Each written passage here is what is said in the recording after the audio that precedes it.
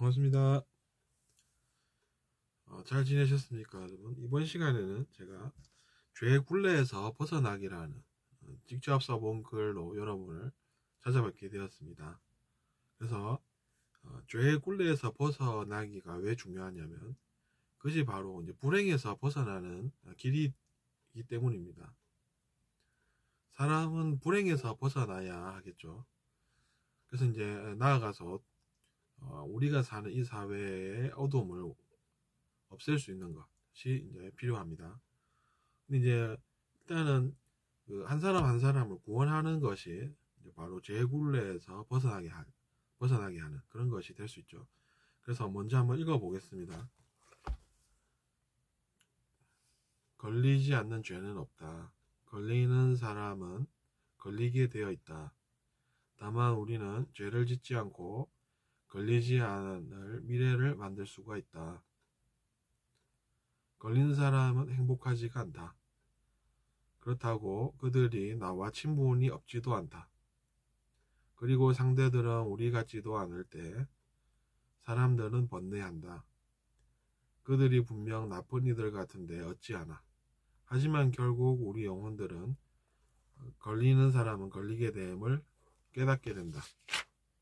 그리고 사고를 확장해서 남들도 실은 우리와 무관하지 않음을 알게 된다.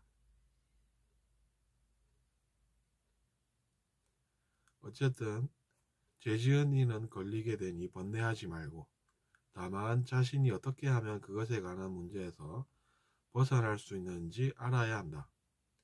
우리는 나아가 영혼들에게 그때 도움을 줄 수 있게 된다. 영원한 죄의 굴레에서 벗어나는 법을 알게 할 수 있어서 좋다. 이렇게 써보았습니다. 그래서 이제 제가 후반부에 확장을 한다 이렇게 말씀드렸습니다. 그러니까 우리가 이제 기존에 알던 지식에서 더 확장해서 뭔가를 알 수 있게 됩니다. 근데 그것이 이제 영혼과 무관하지 않죠. 어쨌든 근데 이제 후반부의 그 내용이 어떤 것이냐면 죄 지은 이는 언젠가는 걸리게 된다는 것을 우리가 이제 알게 된다는 것이죠. 그러면 자기 자신이 번뇌를 안 할 수 있습니다. 제가 전반부에 뭐라고 썼냐면 나쁜 이들 같은 상대들이 있다고 자기 자신이 인지하고 그때 우리는 번뇌를 한다라고 했습니다. 근데 이제 결국에는 깨닫게 된다는 것이죠. 진실을. 근데 그 진실이 어떤 진실입니까? 걸리는 사람은 걸리게 된다라는 사실입니다. 그것은 여러분 보편적으로 적용이 다 됩니다. 그래서 진리라고 볼 수도 있습니다. 그것을 자기 자신이 잘 알 필요가 있다는 것이죠. 그래야 이제 번뇌에서 벗어날 수 있기 때문입니다. 근데 이제 결국에는 알게 된다는 것이죠.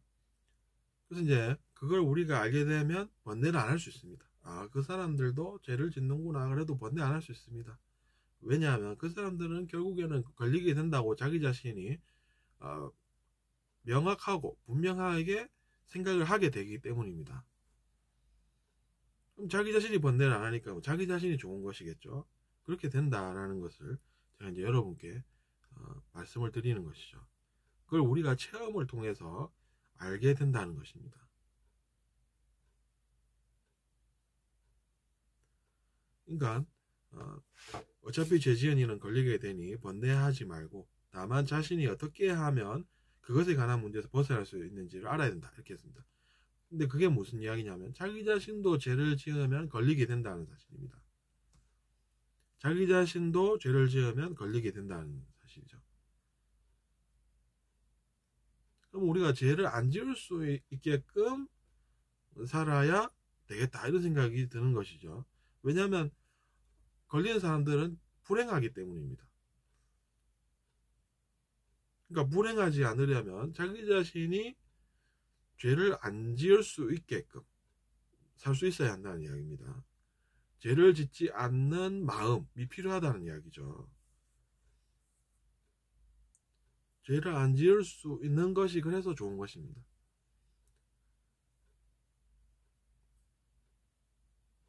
그리고 이제 그런 것들을 우리가 그래서 이제 누구나 배워서 잘 알 수 있다는 것이죠.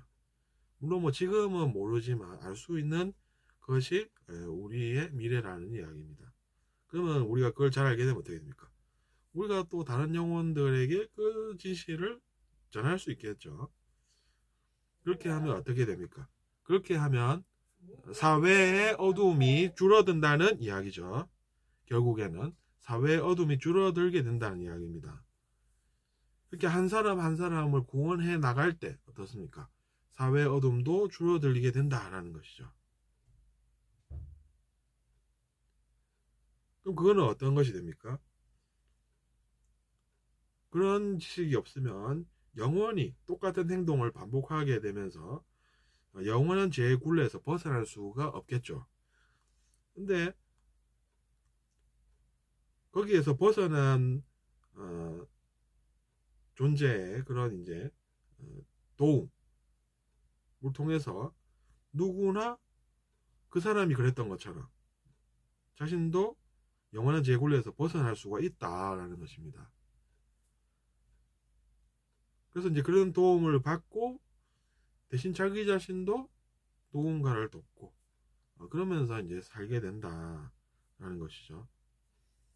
그래서 이제 그런 것이 어떻습니까? 깨끗한 마음이죠. 한마디로 걸리지 않는 마음이라는 것은, 죄를 지었지 않을 수 있는 마음이라는 것은 깨끗한 마음입니다. 그래서 내가 저번에 너한테 뭔가를 줬다 이러면서 너는 나를 그렇게 배신을 하냐 이런 이야기를 하지 않습니까? 그러면서 뭔가를 하죠. 근데 그런 사람들도 다 죄라는 이야기입니다. 하고 있는 것들이. 결국에는 그 사람들도 걸린다는 이야기죠. 그러니까 우리가 말씀을 잘 들어야 한다는 이야기입니다. 그런 사람들의 말 들으면 안 된다는 이야기죠.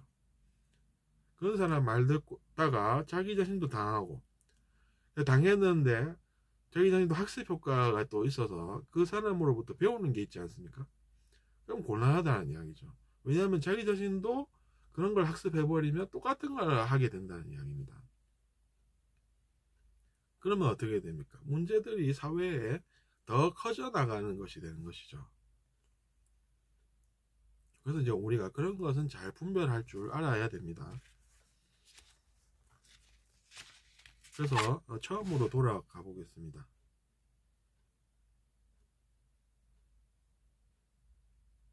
우리는 죄를 짓지 않고 걸리지 않을 미래를 만들 수가 있고, 그것은 어떤 것을 통해서입니까? 말씀을 우리가 자기 자신에게 필요한 것으로 인식하고 그렇게 해서 노력해 나갈 때 자기 자신의 마음도 더 깨끗해진다는 이야기죠. 그래서 이번 시간에는 제가 죄의 굴레에서 벗어나는 것에 대해서 이야기를 하고 있습니다. 근데 보면 이제 우리가 실제 사람들이 보면 이제 그런 경우들이 많죠. 갈등들이 존재하고. 근데 그런 것들이 전부 다 어둠입니다. 사회의 어둠이지. 뭐 우리는 정립하고 저기는 뭐 나쁜 사람들의 모임이고 이런 게 알고 나면 사라집니다, 여러분. 그냥 그럼 무엇이냐면 사회의 어둠이라는 것이죠. 사회의 어둠도 우리가 없애나갈 수 있는 것이지, 우리가 그들을 이긴다고 해서 사회의 어둠이 줄어드는 게 아니라는 이야기입니다. 그런 것도 더 잘 알게 됩니다. 물론 현재야 생각이 다를 수 있겠지만 진실을 우리가 더 잘 알려고 노력하고, 그래서 실제로 더 많이 알아갈수록 자기 자신의 생각이 그렇게 바뀌어 나가는 것을 알 수가 있습니다. 어쨌든 이번 시간은 여기까지 하고 다음 시간에 또 뵙겠습니다. 감사합니다.